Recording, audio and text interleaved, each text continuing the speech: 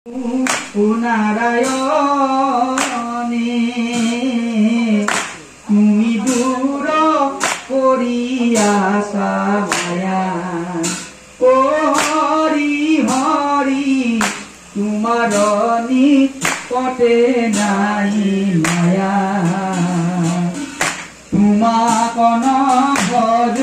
পদে মায়ায়ে মোহিলে মোক মোর প্রভু নারায়ণে আবে কৃপাময় মোরা দয়া ও হরি হরি মায়া কনি বাণী